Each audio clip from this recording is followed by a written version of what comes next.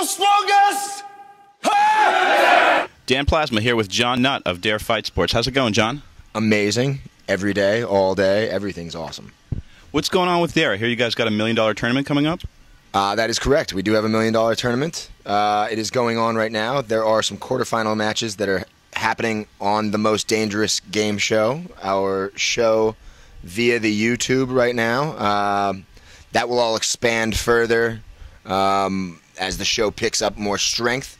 But yeah, $1 million tournaments. Now, once again, that fine print for you people in America that are going to come out and be like, oh, $1 million via fighter? No. That's $1 million for the tournament. So split up amongst the 8 weight groups. That's $125,000. Still a hefty prize for anybody in the mixed martial arts game. Nice. In terms of the mixed martial arts game, you guys are doing definitely something original and unique. What's the point of all? What's the ultimate goal? To expand the sport and grow the game. I mean, Dare Fight Sports is going to have a new little motto, and that is grow the game. We're going to try to, I've been a fan of MMA since day one of MMA, since I sat in my basement and had to pay-per-view the UFC 1992. If I had known about Vale Tudo before, but I was only like 12 years old when that stuff happened. Grow the game, baby. MMA is going to take over the world. It's the #1 sport on the planet, and I love being a part of it. And so, I guess the ultimate goal of Dare Fight Sports is to give you something a little bit different. I don't feel like the sport needs to be packaged in such a way that it's just friendly for ESPN lovers or basically I feel like Dare Fight Sports is MMA for people that might not even like MMA. It's MMA for people that might just be fans of huge entertainment, and that's what I'm a child of sports and leisure, and I think MMA is it is leisure. It is sports. It is entertainment. It's the best. And so, we at Dare Fight Sports want to give it to you packaged a little bit differently, a little bit more visually intriguing, something that somebody that went to film school might be like, oh shit, that's like the real life Fight Club right there. That's snatch in the batch. You know what I mean? That's the good times. So that's the point. Like I like when some of our fans call other people Zuffa zombies. You know what I mean? I obviously love the Zuffa people, but everybody packaging their product the same way. Personally, if you came to me and you said, like, do you want Coke or Pepsi? I'd be like, I don't want either of those. I don't drink soda. I like orange juice. I like vodka in my orange juice. You know what I mean? I don't want the Coke or the Pepsi. I want something different. And there's not a lot of room for originality in creativity in sports, so people say. Dare Fight Sports will challenge that, and we'll give it to you a little bit different way. You know what I mean? Well, you guys are definitely breaking down a lot of stereotypes with the original way you guys format everything. But how dedicated are you guys to longevity? What if Dana White or Zuffa came up to you tomorrow and offered you $5 million US in a suitcase? Would you take that for Dare? See, it's an interesting question, because your heart of hearts is like, nah, I'm going to stay real to the game. I'm going to be real. I didn't get into working for Dare Fight Sports for the money in the first place. You know what I mean?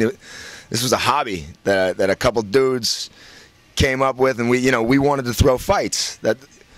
We wanted to throw parties. We're Bangkok boys to the fullest, and we were just trying to throw the best party in Bangkok. And the best parties in Bangkok generally entail a lot of liquor, a lot of women, a lot of midgets, and people fighting. You know what I mean? Like that shit happens. So like we wanted to throw the best parties. Best parties have fights at it.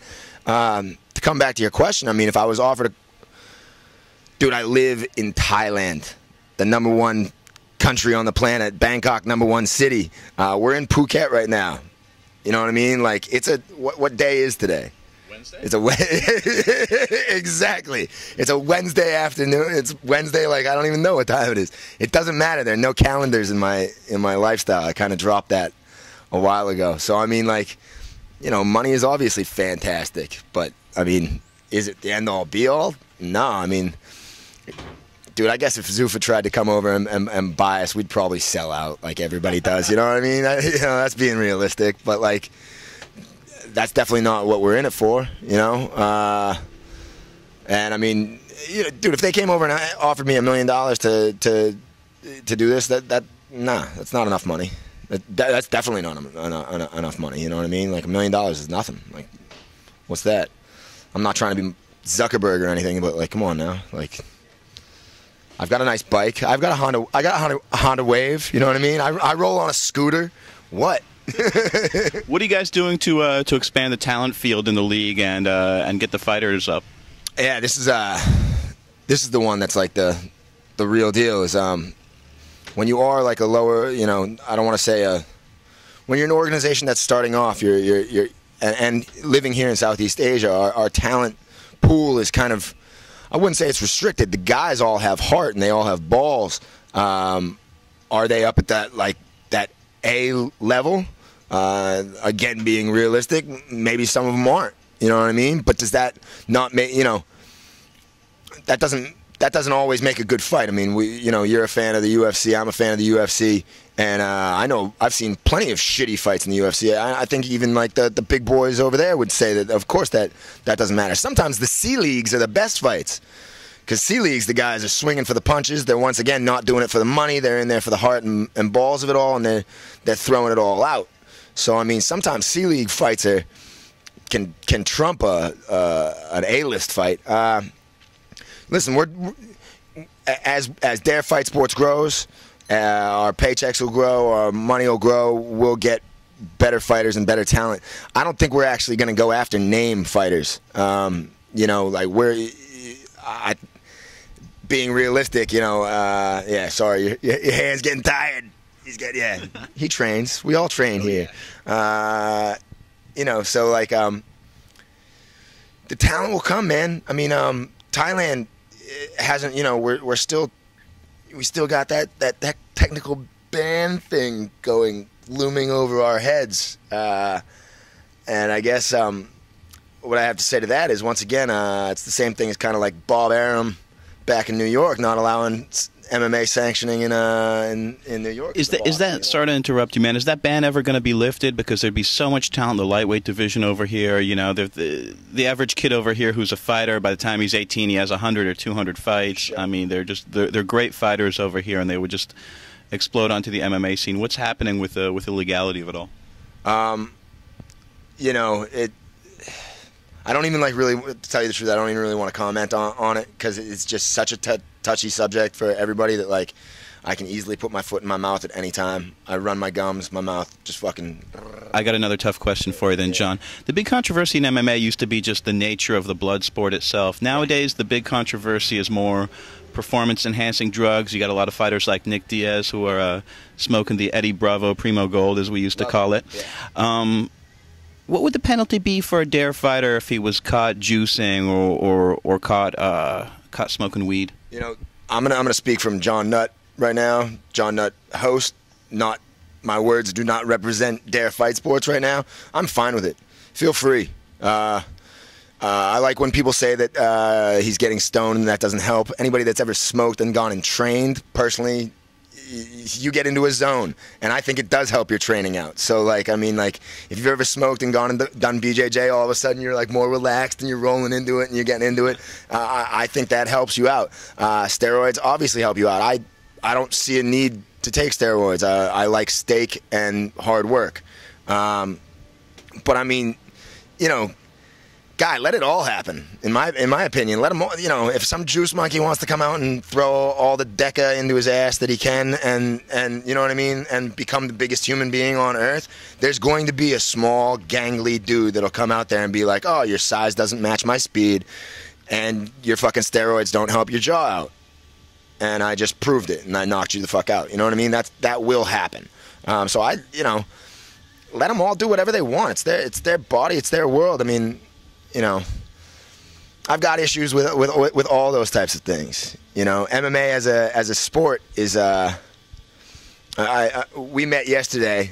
This is a good little live interview, and we'll keep it real like that. But we met yesterday, and we were talking about. I was discussing once again the sport versus the spectacle, like you were saying, and you know, this is a sport. This is MMA. It's a sport. People train for weeks. They have camps. They get into it. It's not a fight. A fight has aggression and hatred generally involved in it. I've never gotten into I've never been in an MMA competition or a Muay Thai competition or any sports competition where I didn't go in there, punch the dude, and then go have a beer with them afterwards, because it wasn't about us fighting. We liked each other. It was the competition.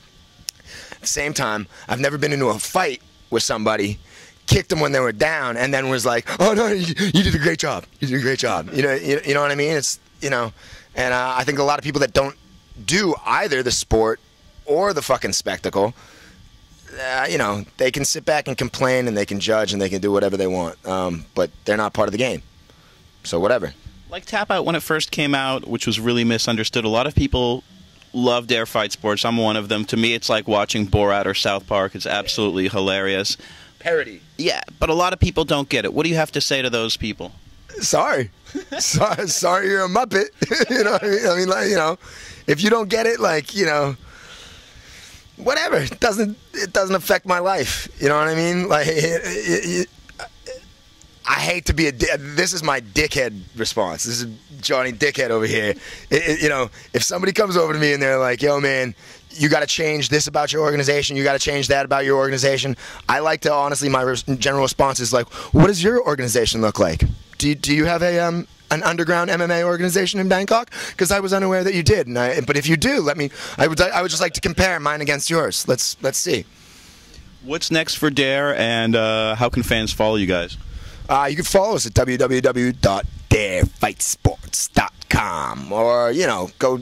It's an interweb world these days. Type in Dare, type in Bangkok, type in Dare MMA. Google us. Yeah, man, follow us. There's going to be a lot more to come, but it'll be, once again, we have more planning coming for our television show. You know what I mean? And our television show our game show is going to expand. And, for the MMA fans that want that higher level, that really high level of MMA, and they want the grade A's, you guys have it. Like, if you guys don't know where to find it, you're Muppets. If you want some more visual, entertaining stuff, I mean, what I feel like Dare Fight Sports is doing is art. There's no creativity anymore in the world, and at least we're fucking trying, And so, I mean, we're getting some original shit out there, If people watch it and they want to turn the mute button down because they don't like what I'm running my gob about, cool, man. It doesn't. This is the thing. Anybody that sits back and bitches and moans, ever, like people that hate on Zuffa, people that hate on Bellator, people that hate on any organization, generally they don't have an organization. Generally they're not doing shit. Generally they're sitting in front of the computer at home, pulling their wang. I mean, they're not doing anything. And I don't have to answer to any of them because they're not in my general frame of reference. They're not even in my life. For those of you who haven't seen it, Dare Fighting Championship, it's a lot like the movie Hangover Part 2 meets the UFC. Thanks so much for your time, John. Truly an honor. An honor to be with you, sir. Yes, sir. Good gentleman. Yes. That's what we got. DareFightSports.com, sirs. And no, there are not people fucking on my back of my shirt. Are we not the strongest?